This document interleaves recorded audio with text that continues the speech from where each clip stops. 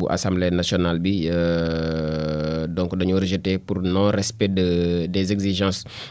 constitutionnelles en matière budgétaire lii di donc projet bi nga xam ni Thierno Alassane Sall da ko daal di déposé woon moom la leader de la République des valeurs di accuser le régime PASTEF donc ni dañoo inscrire une fois de plus dans une logique donc de banditisme d'État noonu la ko journal bi bindee titre pour titre donc le bureau donc valide la proposition du député Amadou Ba de PASTEF pour une abrogation partielle et une révision de certains articles de la loi d'amnistie moom Thierno Alassane Sall lu mu déposé woon comme projet de loi mooy ñu faase tout bonnement lii di loi d'amnistie bi waaye bureau bu assemblée nationale dañ ko daal di dàqani ndax day respecté wul benn yoon suñu charte nday réew muy constitution bi waaye nag li nga xamante ni moom mooy proposition bu Amadou Ba bu Pastef di Amadou Ba numéro 2 mooy ñu faase partiellement maanaam ñu dindi ci pàcc yi nga xam ne ñoom ñoo ci gën a xëy na bon ñu daal leen di effacé loolu bureau bi daal dina koy adopté bureau bu assemblée nationale boobulee daal dina koy donc adopté te bokk na ci poñ yi ci mën a lim moom mooy crime de sang yi maanaam ñu dindi ko ba ñu xool nag fu wanti di mujjee ki gëtam ak lu waay def ci lu ni mel journal bi di Sud Quotidien loolee la daal di xëyee tey Enquête Quotidien moom ci crise des médias la xëyee soutien aux syndicats donc moom Enquête Quotidien ak les piliers fragilisés donc de la démocratie ñoom taskatu xabaar yi daal fi mu ne nii dañoo seen doole wàññeeku na bu baax a baax bu ñu sukkandikoo ci Enquête Quotidien ba dañoo nekk ci ab crise boo xamante ni bu takkoo takku la état bi mi ngi octroyé 300 millions de francs CFA au principal centrale syndicale mu nekk une mesure boo xamante ni day fay susciter critique yu bëree bëri moom la presse donc dañ ko étranglé par des coupes budgétaires yoo xamante ni daanaka kenn xamul fu mu toll ci bari daal seen gafaga dañ koo daal di dagg mu ngi dénoncer aussi des représailles économiques jëm ci wàllum presse boobule te di ki ko waral du kenn ku dul nguur gi fi nekk journaliste ak syndicat ñoom ñu ngi dénoncer une politique de stratégie de fragilisation des contre-pouvoirs te bu ñu nee contre-pouvoir nag kenn gënu cee am taxawaay lii di la presse selon donc l'enquête quotidien des na ci mbirum Farba Ngom moom enquête ak tel quel moom Farba Ngom parcours donc de l'homme lige de la cause apériste moom Farba Ngom nga xamante ni taxawee na APR fu nekk donc ñëwaat na ci parcours am moom mi di Enquête Quotidien des na ci conseil des ministres ak le gouvernement bi nga xam mi ngi évaluer les 22 mesures pour la Casamance gouvernement bu Sénégal bi taxaw nag ci ñaar fukk ak ñaari mesures yi nga xamante ni moom la ñu daal di jagleel Casamance ci xët bu njëkk bu donc Enquête Quotidien le grand panel quotidien yi des na ci présenté à la réunion des experts de l'APIGA fële ca Niamey ñoom FONGIP ñu ngi nag taxaw foofule pour renforcer la coopération régionale ca Niamey muy coopération bi nga xam ne dina dox ci diggante donc Sénégal ak Niger googu le rejet donc de la proposition de loi portée par Thierno Alassane Sall dañ ko daal di dàq di ñoom bureau bu assemblée nationale bi les députés sauvent l'amnistie ñoom députés yi jamono ji daal li ñu def mooy sauver lii di amnistie bi le bureau de l'Assemblée nationale dafay daal di rejeter la proposition donc de loi au motif de non-respect des exigences constitutionnelles relatives aux finances publiques waaye ñëw ci à la place l'Assemblée nationale daal di valider une proposition interprétative de la loi d'amnistie pour Thierno Alassane Sall nag Pastef dafa daal di enterrer toute possibilité de justice pour les crimes commis entre 2021 et 2024 selon donc Thierno Alassane Sall titre le journal le grand panel quotidien Vox Populi it ñëw na ci abrogation bu loi d'amnistie boobule ak forte polémique bi nga xam ne am na ci après le rejet de la proposition de loi bu Thierno Alassane Sall boobu am na daal ay coow lu bëree bëri lu mu jur docteur Ismaïla Diallo moom mooy premier vice-président bu Assemblée nationale moom mi ngi évoqué une violation de l'article 82 de la Constitution et de l'article 60 du RIAN donc moom ñëwaat na ci bu baax a baax moom mi di docteur Ismaïla Diallo ci li tax ñu dàqandikoo ne daal buñ ko validé woon daanaka ñu ngi violé article 82 bu Constitution ak article 60 bu RIAN boobule Le texte donc présenté ne prévoit aucune mesure compensatoire rendant son adoption impossible sur le plan juridique et financier. Noné le ko dal di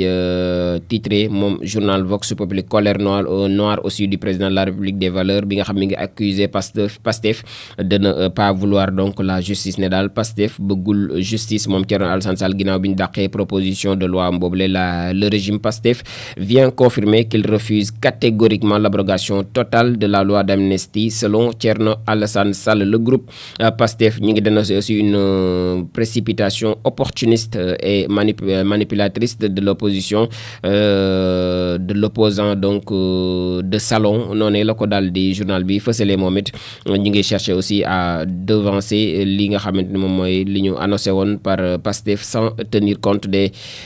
exigences constitutionnelles et réglementaires moom mooy loi d'amnistie bi nga xamante ni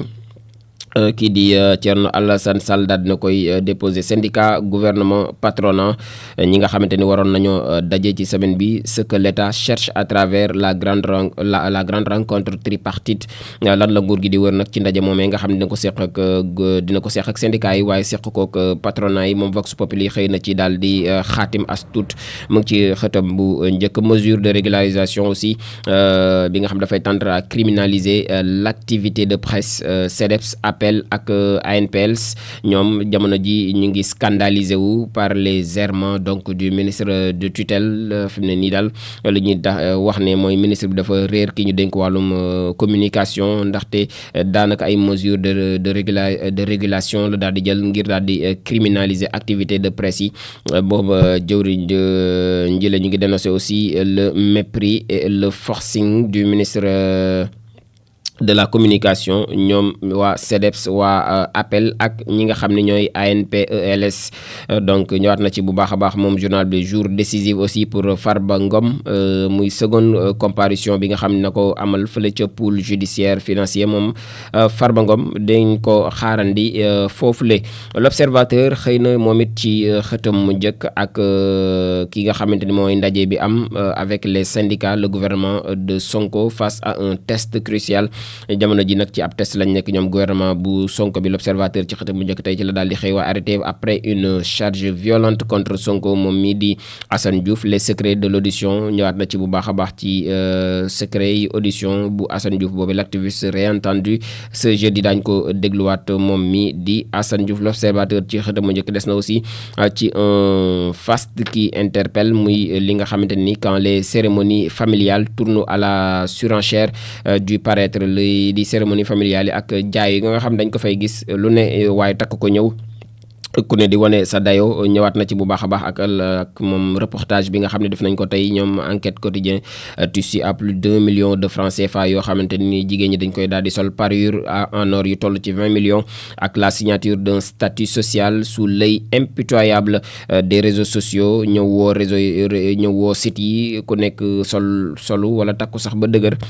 donc di jaay sa morom maana loolu moom moo xew léegi ci cérémonie familiale yi loolee l'observateur daal na ciy def ab jàngat tey ci xëtam bu njëkk différent avec la société avec la société MTA moom l'hôtel King Fahd Palace dans la tourmente hôtel King Fahd Palace ak i jafe-jafeem ci biir l'observateur bu tey ji l'ouverture aussi des auditions ce jeudi ak les juges prennent le pouls des 125 milliards suspectés mooy li ñu toppee Farba Ngom Farba donc comparé aujourd'hui Tahirou demain mu nekk un impressionnant dispositif policier bi nga xam ni daal nañ koy déployer ci kanamu cour boobu les jeux et enjeux donc d'une traque à 125 milliards de francs CFA loolee l'observateur daal di xaatim tey ci xëdamu njëkk critique ñëw na ci moom it Pastef argumente mais ne convainc point di rejet de la loi donc proposition de la loi de Thierno Alassane Sall abrogeant la loi d'amnistie ki woote xanaa gisul ni maa ngi ci revue de presse donc moom critique noonu la ko daal di xëyee daal di xaatim ñëwaat ci bu baax a baax waaye des na ci criminalisation de l'activité de la presse ak cessation des activités des médias non reconnus moom waa CDEPS ñu ngi ciy taxaw bu baax a baax ñoom it di ŋàññi lu ñu mel ñëwaat na ci bu baax a baax moom critique ci xëdam mu njëkk la Dakar waa quotidien ci refus de paternité la daal di xëyee moom itam maanaam jur doom ba noppi bañ ko quand l'injustice détruit des vies bu ñu demee nag ba li nga xamante ni mooy ñàkk justice di yàq ay dund lu tolloog nag moom la Dakar waa ci ay chiffres 114 victimes recensées à Kaolack par l'association donc Touche pas à ma sœur Armand Faye 34 ans la am moom biologiste la mu ni cela doit être criminalisé au même titre que le viol dañ ko war a daal di criminaliser loolu le comme ni ñu def ci mbirum viol gi la dialogue état syndicat quelques pistes de réflexion pour les syndicats par Pape Malick Ndour ancien ministre la moom mi ngi jox ay conseils nguur gi ci dialogue googu la nga xamante ni mu ngi ko war a seq ak syndicat yi ñëwaat na ci bu baax a baax moom journal bi la des na ci 34 162 migrants yi nga xam dañ ko daal di répertorier en 2024 le bilan sombre de la gendarmerie muy bilan boo xamante ni la bu waa gendarmerie daal di génn la Pastef opte donc pour la magouille selon Thierno Alassane Sall surtout nag bi ñu dàqee li nga xamante ni moom moo di proposition de loi boobule te waa bureau assemblée nationale ni ko nag lii mënu fee jaar ndaxte respecté wul suñu constitution. Point actu ñëw na ci dialogue social sous tension dialogue social bi daal tàng na jër jamono ji gouvernement ak syndicat ñu ngi nag en désaccord maanaam jubawuñ ci poñ yu bëree bëri moom point actu di ñëw sax di ñu limal point yooyu la des tensions sur la question du pouvoir d'achat ñëwaat na ci bu baax a baax muy yëngu-yëngu yi nga xam ne am na ci pouvoir d'achat bi un désaccord aussi persistant sur la loi du travail et les droits des travailleurs loolu itam bokk na ci li nga xam ne jubawuñ ci moom le premier ministre Ousmane Sonko flexible waaye nag ferme et intransigeant sur certaines revendications déraisonnables ne daal premier ministre Ousmane Sonko nangu na sax ànd ak ñoom waaye nag fenn fi nga xamante ni xëy na du fa jóge moom mooy yenn ci revendication yi nga xamante ni dafa daal di jéggi dayo lool loolee moom mënee su ko nangu benn yoon vers un bras donc de fer inévitable moom journal bi sax di samp laaj moom point actu donc des na ci xëta mu njëkk ci situation socio-économique et politique du pays ak la coalition Soppi Sénégal bi nga xam ñi ngi chargé le régime Pastef ñoom coalition bu parti démocratique sénégalais boobu nga xamante ni ñoom ci la ñu daal di bokk di Soppi Sénégal rejet de la proposition de loi ba léegi ci biir journal bi ak la colère de Thierno Alassane Sall moom mer na ba futti ginnaaw bi ñu dàqadee li nga xamante ni moom moo di proposition de loi mboobule moom njiitu République des valeurs le public quotidien ci la DST ak la DSC yi nga xam dañ leen saisir pour fermer nag des médias jugés non conformes loolee la daal di xëyee muy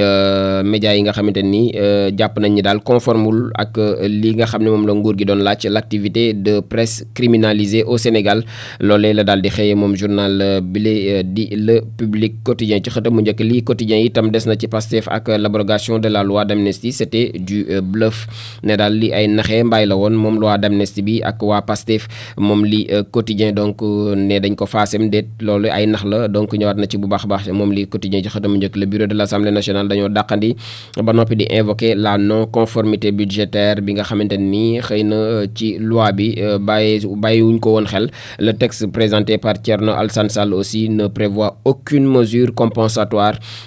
selon le bureau donc de l'Assemblée nationale Thierno Alassane Sall déçu moom am na ci ak mbetteel donc selon lui Pastef s'agrippe au coût financier pour refuser que justice soit donc rendue moom daal nee na Pastef ci mbirum koom gi la ñu daal di jafandiku pour nag lànk ni lii di justice du daal di am ginnaaw bi ñu dàqee moom proposition boobee moom Thierno Alassane Sall mbirum Farba Ngom ba léegi ci biir journal lii quotidien mu ngi ci xëtam mu njëkk aussi affaire des 125 milliards de francs CFA deuxième passation donc wala deuxième passage devant le pôle judiciaire financier Farba Ngom dopé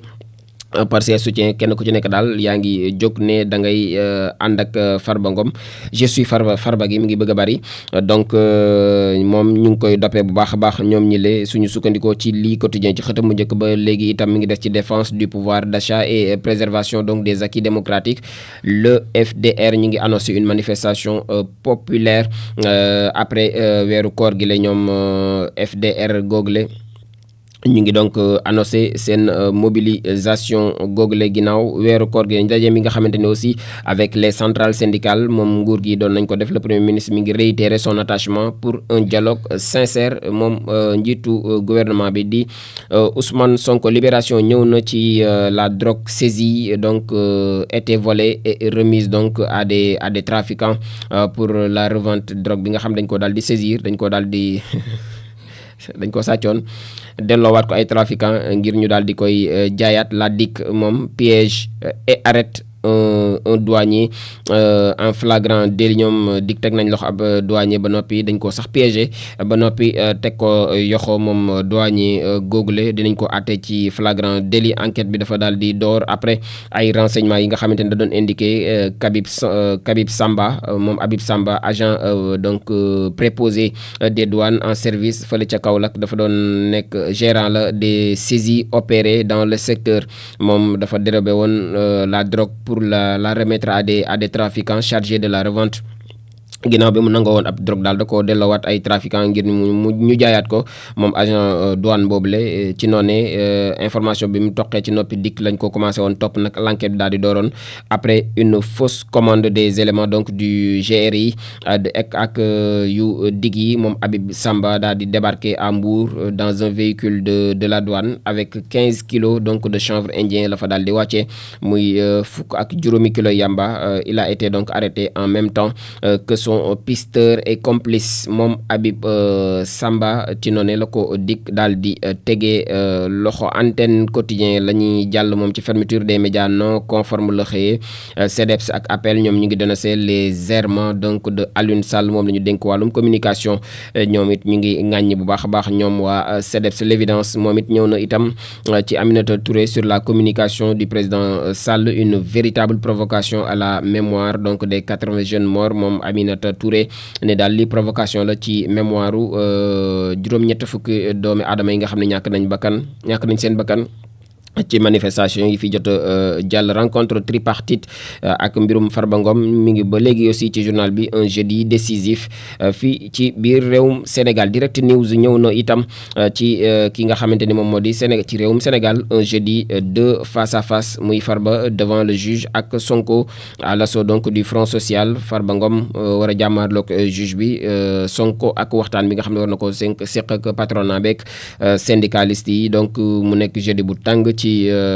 réew mi. donc ñëwaat na ci bu baax a baax moom mii di Direct News. Le Témoin Quotidien itam ñëw na ci crise du monde du travail ak BTP bi nga xamante ni daanaka ñoom ñu ngi touché le fond. BTP bi suuxe na lool wala sooxe na lool. 4000 licenciements yi nga xam noté nañ ko ci secteur bâtiment yooyu la. Sonko face aux syndicats et au patronat ce jeudi. Une épreuve donc redoutée selon le Témoin Quotidien. L'éveil Quotidien moom it ci xëta mu njëkk approvisionnement correct des marchés en denrées alimentaires ak exigence yu Bassirou Diomaye Diakhar Faye pour nag Ramadan bi ñu mën ko amal ci anam yamu gën a jaare yoon. Pouvoir d'achat des populations acquis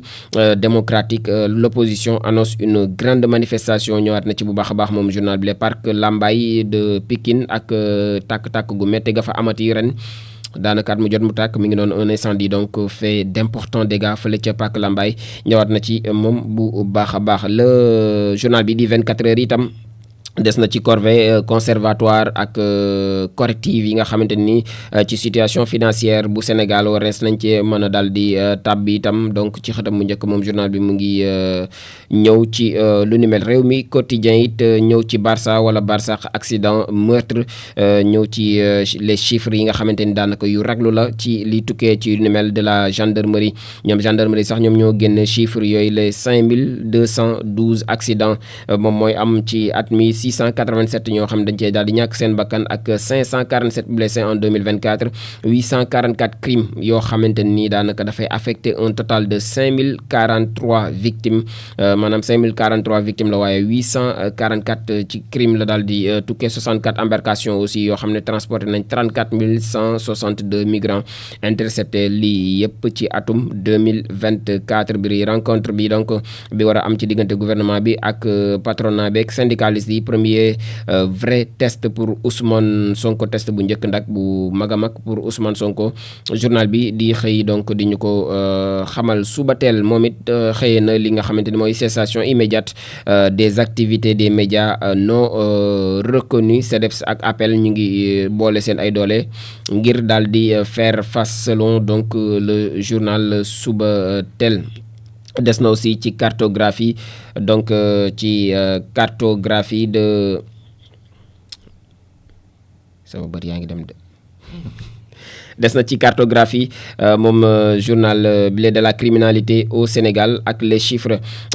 de la gendarmerie en 2024 mooy li ma doon wax léegi 5887 infractions recensées dont 844 crimes et 5043 victimes. le vol de bétail yi nga xamante ne aussi dafay gën di yokk moom moo nekk ca bopp ba sax ci infractions yi wala ci crimes yooyu la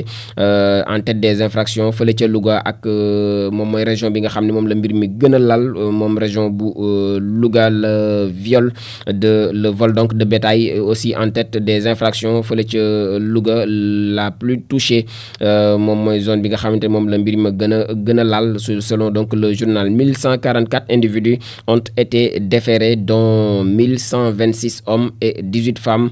431 cas de viol enregistrés moom journal bi di xëy di ñëw en chiffre ci li nga xamante ni moom mooy di situation donc googule. dañuy jeexal ak tàggat yaram donc record tey rek la ñuy indi daal di daaneel donc record yéenekaay moom ñëw ci nouvelle bu neex pour Sénégal ak Pape Thiaw. kii di Ilay Camara moom mi ngi dans la tanière moom arrière droit la bu moderne sax moom Ilay Camara. Sénégal ak Belgique ñoom ñoo ko doon xëccoo donc selon le journal Ilay Camara jox na waawam donc Pape Thiaw ak la tanière donc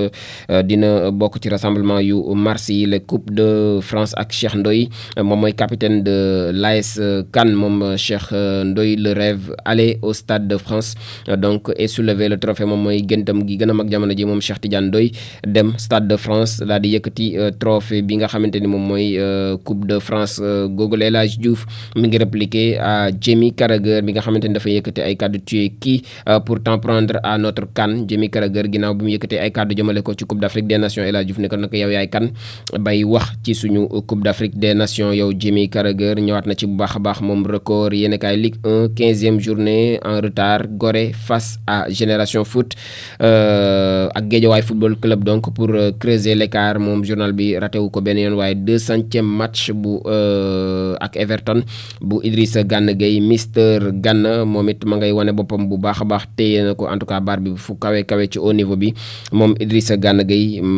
ñi mu maasal ñëpp décroché nañ wala ñu ngi ci championnat yi gën a yomb mais ba léegi mu ngi ci Premier League bi pour wane hygiène de vie bi nga xamante ni gaynde Sénégal googee moom le milieu défensif sénégalais de 35 ans mu ngi koy wane en tout cas